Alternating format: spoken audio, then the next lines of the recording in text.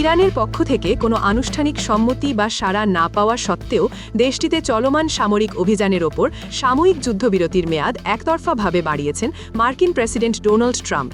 বুধবার ২২ এপ্রিল এক social media পোস্টে তিনি এই ঘোষণা দেন। পূর্ববর্তী ২ সপ্তাহের যুদ্ধবিরতির মেয়াদ শেষ হওয়ার ঠিক আগ মুহূর্তে ট্রাম্প অনির্দিষ্টকালের জন্য এই মেয়াদ বাড়ানোর ঘোষণা দেন। ট্রাম্প জানিয়েছেন, পাকিস্তানি মধ্যস্থতাকারীদের অনুরোধে তিনি এই সিদ্ধান্ত নিয়েছেন। মূলত ইরানকে একটি সমন্বিত শান্তি প্রস্তাব নিয়ে আসার সুযোগ দিতেই এই অতিরিক্ত সময় দেওয়া হয়েছে।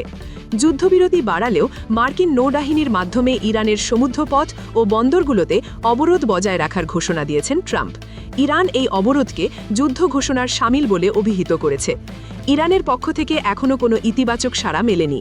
দেশটির রাষ্ট্রায়ত্ত সংবাদ সংস্থাগুলো জানিয়েছে, ইরান এমন কোনো যুদ্ধবিরতির আবেদন করেনি এবং তারা মার্কিন এই পদক্ষেপকে একটি রাজনৈতিক চাল হিসেবে দেখছে। এই সিদ্ধান্তের ফলে মধ্যপ্রাচ্যের উত্তপ্ত পরিস্থিতিতে সাময়িক স্বস্তি দেখা দিলেও ইসরায়েল বা ইরান কোনো পক্ষই এতে আনুষ্ঠানিক সংহতি না জানানোয় এই যুদ্ধবিরতি কতটা স্থায়ী হবে তা নিয়ে সংশয় রয়ে গেছে।